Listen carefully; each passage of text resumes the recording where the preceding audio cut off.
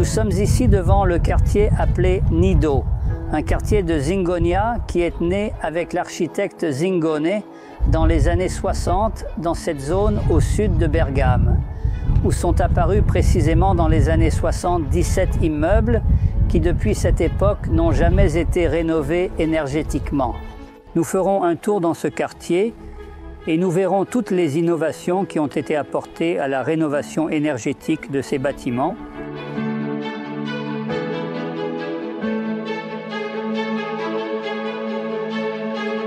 Nous sommes avec l'architecte Filippo Simonetti de Concreta, directeur des travaux et promoteur de ce projet. À travers ses paroles, nous entendons un peu ce qui se passe à l'intérieur de ce quartier pour sa rénovation. Nous apportons notre soutien aux entreprises qui ont des contrats de travail en effectuant une rénovation profonde de tout le quartier. Cette rénovation comprend une approche intégrée qui prend en compte les aspects sismiques et énergétiques, tout en encourageant la participation active des habitants.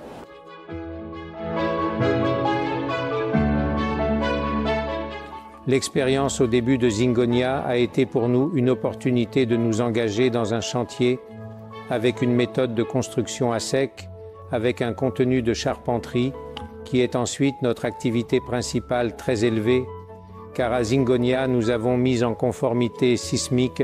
les bâtiments sur lesquels nous sommes intervenus, ce qui signifie que du point de vue sismique, ces bâtiments sont comme neufs. Et cela a été rendu possible grâce à un exosquelette en tube d'acier, tube en acier Tenaris, avec des contreventements qui ont été boulonnés sur une fondation périphérique supplémentaire à l'édifice. Le toit plein nous a permis de placer les installations techniques, donc la production d'énergie thermique, dans ce cas avec 2 pompes à chaleur à absorption au gaz de robure, une qui sert exclusivement au chauffage,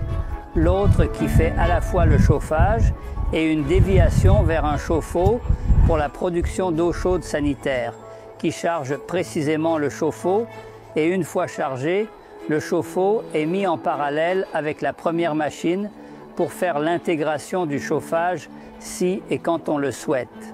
Parce que ce sont des copropriétés caractérisées par la précarité énergétique et un taux élevé d'impayés. Qu'est-ce que cela implique ? Les copropriétaires préféraient leur autonomie avec leur chaudière. Nous lui avons montré les avantages en termes d'économie d'énergie, mais nous lui avons également montré le fait qu'avec votre technologie et la conception de l'installation, il est possible de découper les unités individuelles de manière à ce qu'elles puissent être non seulement comptabilisées de manière autonome, mais aussi exclues en cas de défaut de paiement des installations qui ne fournissent pas la part correspondante. Un problème est également de trouver une nouvelle façon de vivre pour les gens, de trouver un moyen de travailler ensemble entre copropriétés, ce qui signifie d'une part bien utiliser les nouvelles technologies, donc s'habituer à des cycles chaud-froid différents de ceux précédents, mais aussi se rendre compte qu'ils ont entre les mains une copropriété qui a aujourd'hui une valeur qui doit être maintenue. Une innovation que nous pensons pouvoir être réplicable.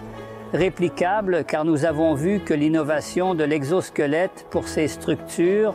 l'isolation, l'enveloppe extérieure, les systèmes de chauffage réalisés avec des pompes à chaleur à gaz peuvent contribuer à l'aspect énergétique et être appliqués dans de nombreuses autres réalités de copropriété résidentielle qui pourront bénéficier de ces mêmes interventions de rénovation globale au niveau énergétique et social.